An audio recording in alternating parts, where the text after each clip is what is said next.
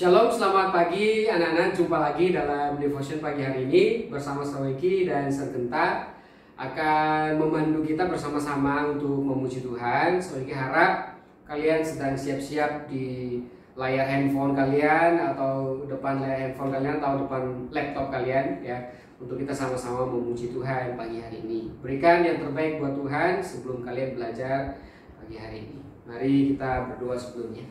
Terima kasih Tuhan, sebentar kami mau memuji Tuhan, menyembah Tuhan sebelum kami belajar ya Tuhan.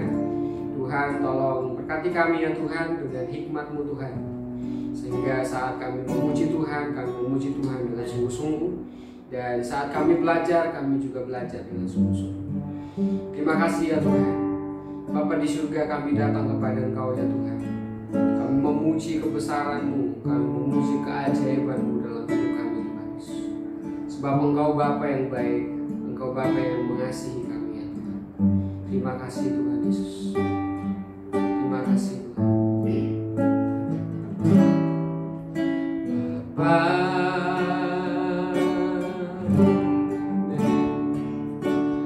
Engkau sungguh baik, kasih-Mu melimpah, kasih-Mu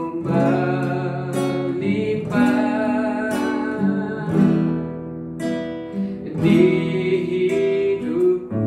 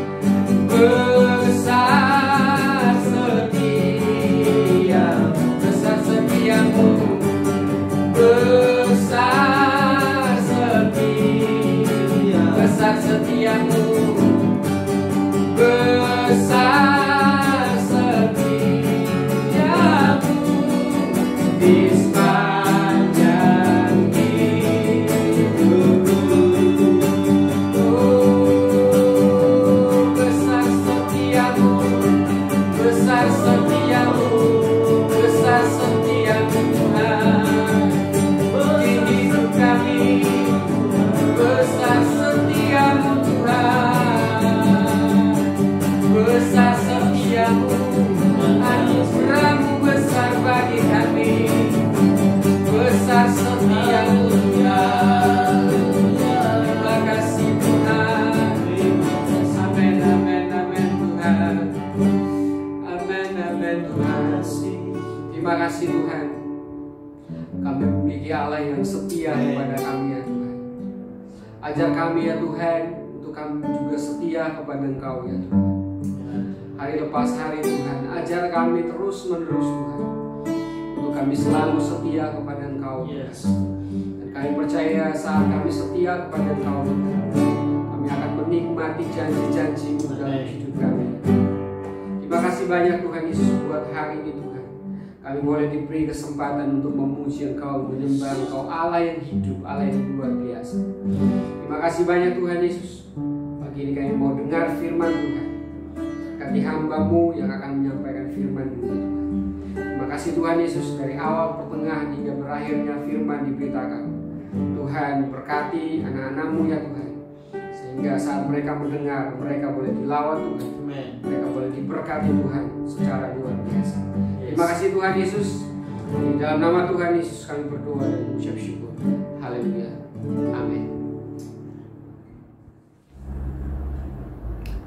Shalom, selamat pagi anak-anakku sekalian.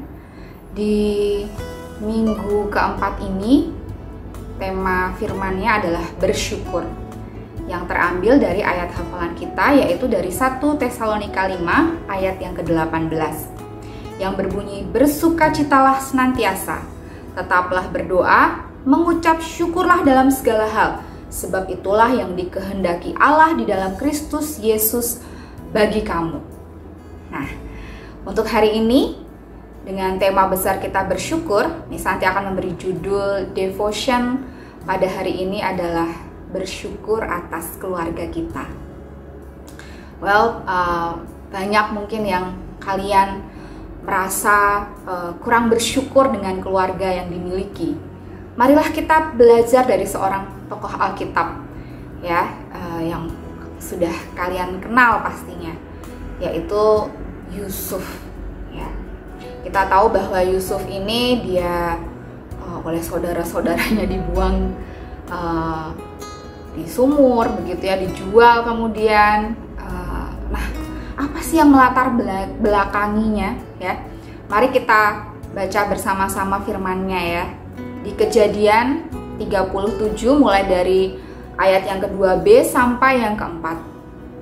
Dan Yusuf menyampaikan kepada ayahnya kabar tentang kejahatan saudara-saudaranya.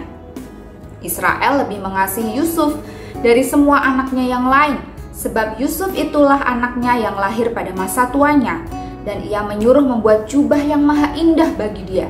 Setelah dilihat oleh saudara-saudaranya bahwa ayahnya lebih mengasihi Yusuf dari semua saudaranya, maka bencilah mereka itu kepadanya dan tidak mau menyapanya dengan ramah.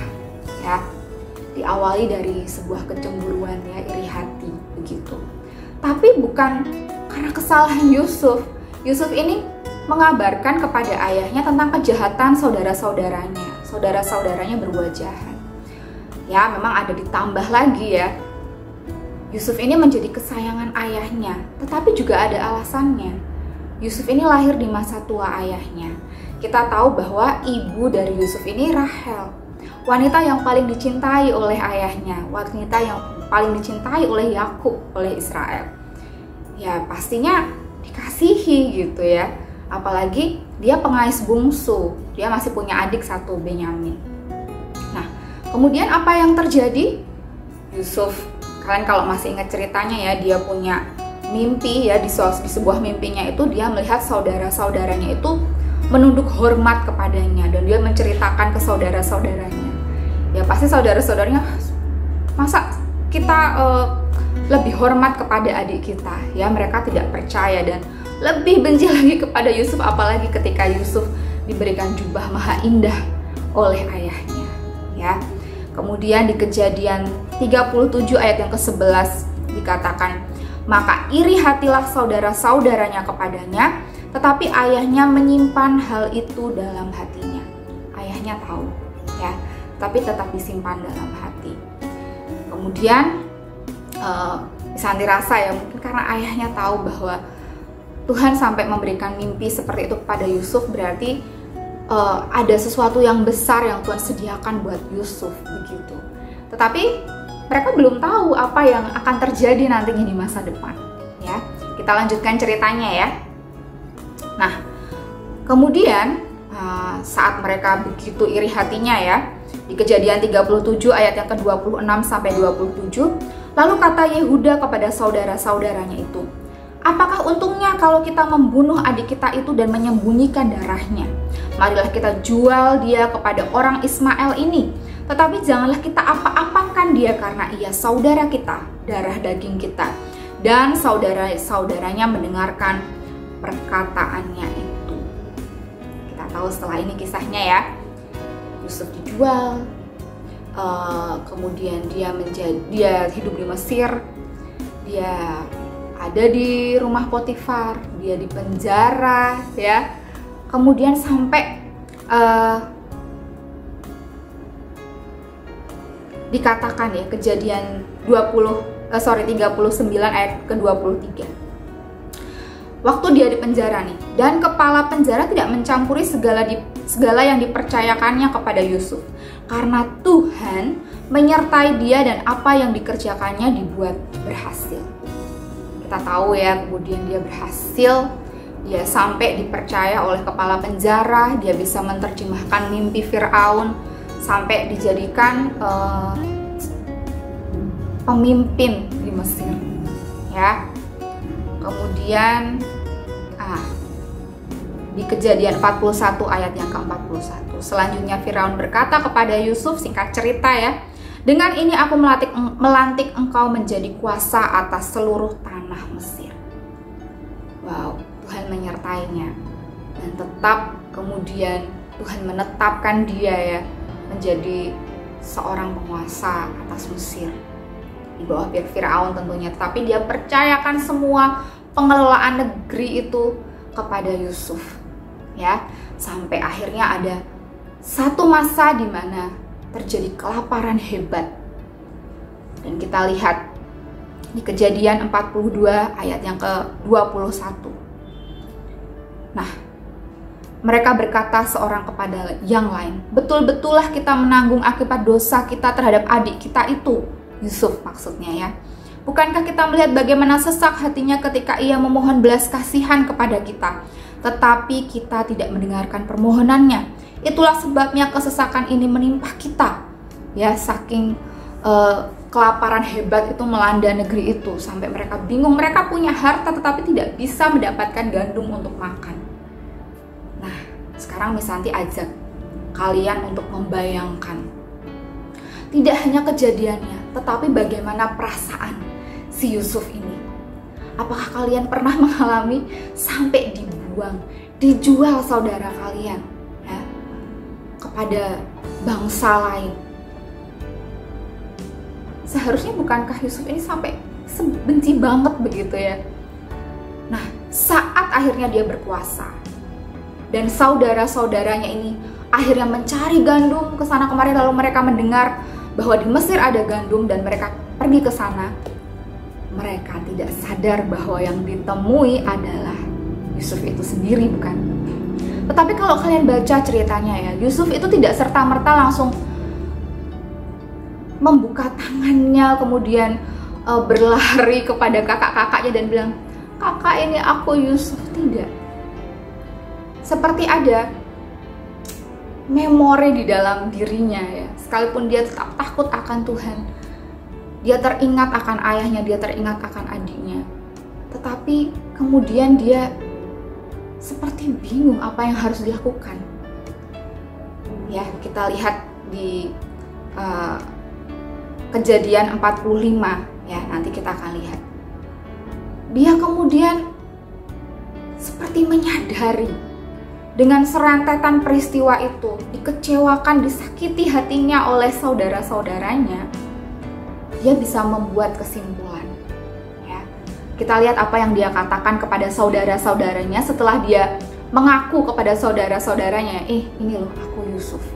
Kejadian 42 ayat yang 45 ayat yang ke-1 sampai dengan yang ke-8. Ketika itu Yusuf tidak dapat menahan hatinya lagi di depan semua orang yang berdiri di dekatnya. Lalu berserulah dia, "Suruhlah keluar semua orang dari sini." Maka tidak ada seorang pun yang tinggal di situ bersama-sama Yusuf ketika ia memperkenalkan dirinya kepada saudara-saudaranya. Setelah itu menangislah ia keras-keras sehingga kedengaran kepada orang Mesir dan kepada seisi istana Firaun.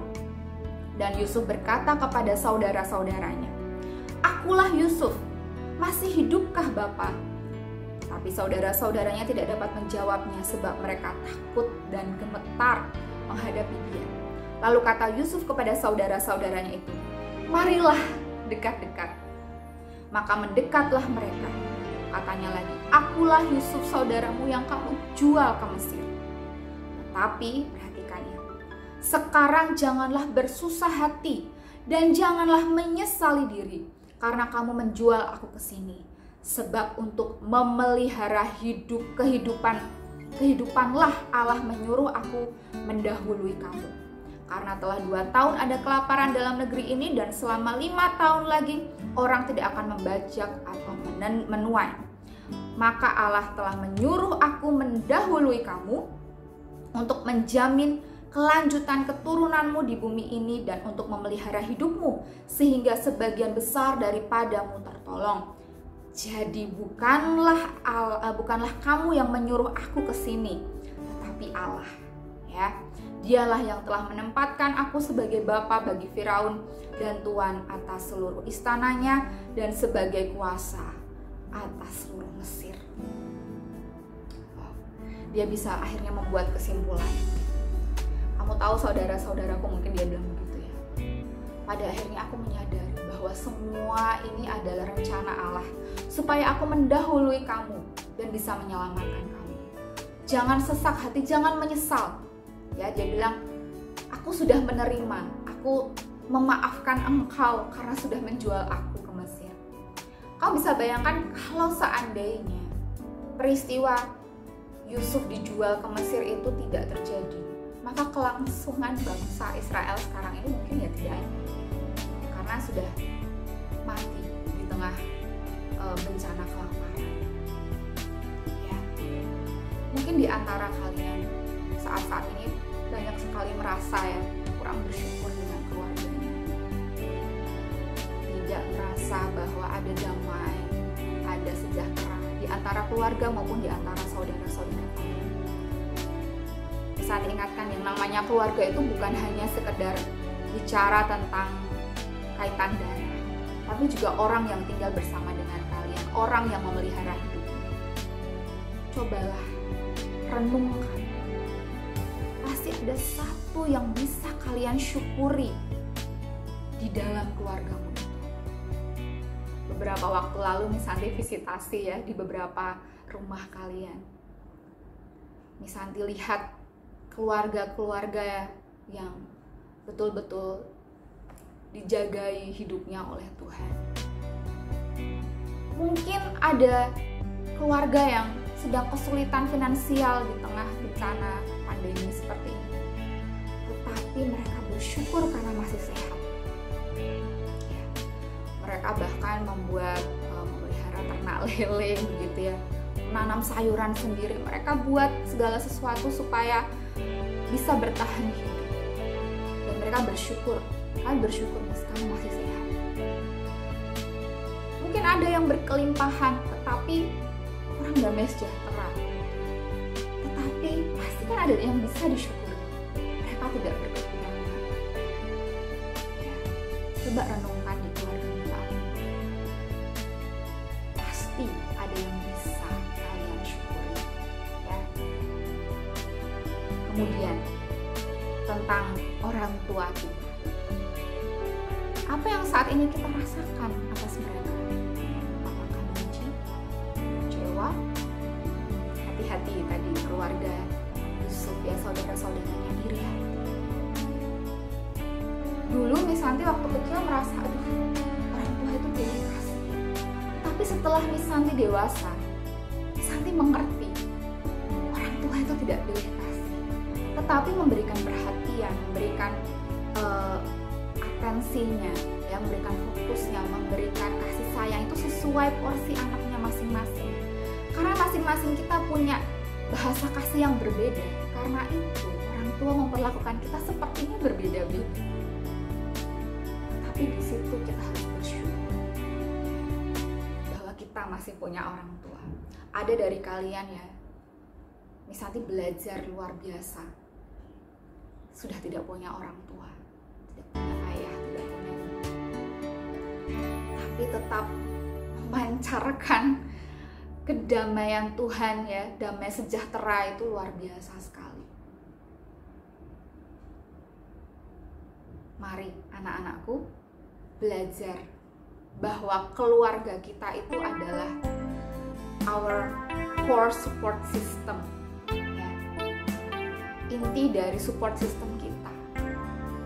Kalau misalkan kalian lebih suka dengan teman-teman kalian, coba renungkan, siapa yang merawat kalian saat kalian sakit, saat kalian kesusahan? Bukankah keluarga? Maka dari itu misalnya diajak hari ini untuk merenung kembali. Keluarga kita itu adalah seperti lagu ya, harta yang sangat berharga. Mari kita terus jaga, mari kita berikan yang terbaik. Apalagi kalau masih punya orang tua, hormati, jagai, kasih. Mis, orang tua aku tidak baik. Misalnya punya satu contoh anak ya, siswa, ayahnya tidak baik, tetapi dia mau tetap berdoa, memberkati, dan mensupport secara moral dan dukungan doa untuk ayahnya. Ya, dan perlahan-lahan Tuhan ubahkan. Misalnya sendiri dari keluarga yang tidak serta-merta langsung sejahtera begitu ya, misalnya tidak berkelimpahan hidupnya, tetapi misalnya sangat bersyukur punya orang tua yang senantiasa mendidik Misanti dari sejak kecil untuk melihat segala sesuatu bukan dari segi finansial. Karena itu Misanti sangat bersyukur ya, tidak melihat segala sesuatunya dari hal-hal yang fisik atau materi, karena keluarga lah itu yang terutama dengan gitu ya. Sekali lagi seperti ayat hafalan kita, jangan lupa untuk bersyukur, terutama atas keluarga kita. Mari kita berdoa. Tuhan Yesus, hari ini kami datang kepadamu Tuhan dan mau berkata bahwa kami bersyukur atas keluarga kami, atas orang-orang yang Tuhan tempatkan dalam hidup kami. Kami sungguh bersyukur. Berkati mereka Tuhan, jagai kesehatannya. Dalam nama Tuhan Yesus, tidak ada anak-anak-Mu Tuhan yang berkekurangan satu apapun, bahkan berkelimpahan, berkelebihan. Tuhan berikan tepat pada waktunya. Dalam nama Tuhan Yesus, kami mau bersyukur atas keluarga yang Tuhan sudah berikan kepada kami. Dalam nama Tuhan Yesus, berkati anak-anak-Mu Tuhan menjalani pembelajaran sepanjang hari ini. Dalam nama Tuhan Yesus, berkat hikmat. Haleluya.